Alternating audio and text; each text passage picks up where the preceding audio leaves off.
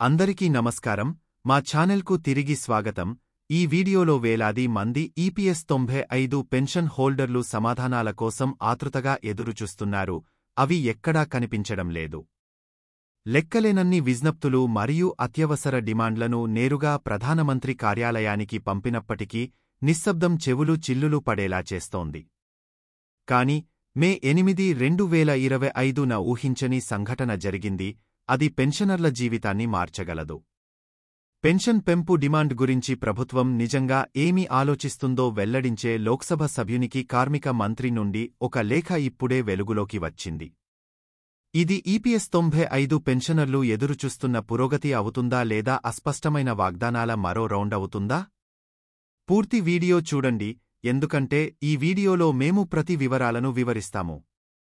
మనం అంశంలోకి వెళ్లే ముందు మీరందరూ మా ఛానెల్కు సభ్యత్వాన్ని పొంది మాకు మద్దతు ఇవ్వాలని మేము అభ్యర్థిస్తున్నాము. దేశవ్యాప్తంగా లక్షలాది మంది పెన్షనర్లు ఈపీఎస్ 95 పెన్షన్ పెంపు కోసం డిమాండ్ చేస్తున్నారు. చాలా మంది పెన్షనర్లు ఈపీఎస్ 95 పెన్షన్ హోల్డర్లకు కనీస పెన్షన్ పెంచాలని కోరుతూ ప్రధానమంత్రి నరేంద్ర మోడీకి ఫారన్లు మరియు లేఖలు రాశారు.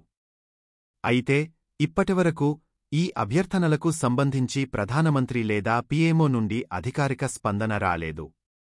ఈపీఎస్ 95 పెన్షనర్లకు 7,500 రూపాయలు కనీస పెన్షన్ అందించాలనే దీర్ఘకాల డిమాండ్కు కూడా ప్రత్యక్ష సమాధానం రాలేదు. కాని ఇటీవల ఒక పరిణామం జరిగింది. కొన్ని రోజుల క్రితం కార్మిక మంత్రి మన్సుఖ్ మాండవీయ ఈపీఎస్ 95 పెన్షన్ల సమస్యను ప్రస్తావిస్తూ లోక్సభ సభ్యుడు శ్రీభావు సాహెబ్ రాజారాం వాగ్చోరేకు ఒక లేఖ రాశారు. ఈ లేఖలో ఈపీఎస్ 95 పథకంలోని వ్యత్యాసాలు మరియు డిమాండ్లకు సంబంధించి నియమం 377 కింద వాగ్చోరే జీ. ఫిబ్రవరి 18, 2024న లేవనెత్తిన ఆందోళనలకు కార్మిక మంత్రి ప్రతిస్పందించారు. 1971 నాటి ఉద్యోగుల కుటుంబ పెన్షన్ పథకాన్ని భర్తీ చేస్తూ ఉద్యోగుల పెన్షన్ పథకాన్ని నవంబర్ 1995 16న అమలులోకి తెచ్చామని మంత్రి స్పష్టం చేశారు. పాత పథకంలోని అన్ని ఆస్తులు మరియు అప్పులు కొత్త ఉద్యోగుల పెన్షన్ ఫండ్లో విలీనం చేయబడ్డాయి మరియు పాత పథకం యొక్క లబ్ధిదారుల ప్రయోజనాలు మరియు అర్హత ఈపీఎస్ 95 కింద రక్షించబడ్డాయి. ఈపీఎస్ 95 పథకం హామీ ఇవ్వబడిన సహకారం మరియు హామీ ఇవ్వబడిన ప్రయోజన యాక్చురియల్ సూత్రాలపై ఆధారపడి ఉంటుందని కూడా ఆయన వివరించారు. దీని ప్రధాన లక్ష్యం వృద్ధాప్యంలో సభ్యులు మరియు వారి కుటుంబాలకు ఆర్థిక భద్రత కల్పించడం. ఇందులో సర్వైవర్ బెనిఫిట్స్ కూడా ఉన్నాయి. ఈ పథకానికి 8.33% యజమాని సహకారం మరియు 1.16% కేంద్ర ప్రభుత్వ సహకారం ద్వారా నిధులు సమకూరుతాయి. 2 నెలకు గరిష్టంగా 15,000 రూపాయలు జీతంపై లెక్కించబడతాయి. ఈ సహకారాల ప్రకారం పెన్షన్ మొత్తాన్ని నిర్ణయిస్తారు. శ్రీ వాగ్చోరే లేవనెత్తిన అంశాలను కార్మిక మంత్రి అంగీకరించారు మరియు ఈపీఎస్ 95 పెన్షనర్లకు ప్రయోజనాలను గరిష్టీకరించడానికి ప్రభుత్వం ప్రయత్నాలు చేస్తోందని హామీ ఇచ్చారు. అయితే ఈ ప్రయత్నాలు ఎప్పుడు పెన్షన్ పెంపునకు దారితీస్తాయో లేదా 7,500 రూపాయలు కనీస పెన్షన్ డిమాండ్ ఎప్పుడు నెరవేరుతుందో ఆ లేఖలో నిర్దిష్ట కాలక్రమం గురించి ప్రస్తావించలేదు.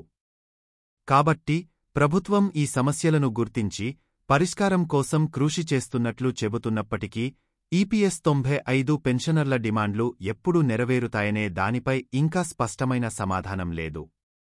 లోక్సభ మరియు రాజ్యసభలో మనం ఇంతకు ముందు చూసిన ప్రతిస్పందనల మాదిరిగానే ఇది కూడా ఉంది. ఇక్కడ పథకం నిర్మాణం మరియు నిధులపై దృష్టి కేంద్రీకరించబడింది, కానీ వ్యత్యాసాల వాస్తవ పెరుగుదల లేదా తొలగింపుకు సంబంధించి ఎటువంటి నిబద్ధత లేదు. ఇప్పుడు మీ నుండి నేను వినాలనుకుంటున్నాను, ఈపీఎస్ 95 పెన్షన్ హోల్డర్లు తమ డిమాండ్లు నెరవేరడానికి ఎంతకాలం వేచి ఉండాల్సి ఉంటుందని మీరు అనుకుంటున్నారు? ప్రభుత్వానికి పంపిన లేఖలు మరియు ఫారన్లు చివరకు ఫలితాలను తెస్తాయా? దయచేసి దిగువ వ్యాఖ్యలలో మీ ఆలోచనలను పంచుకోండి.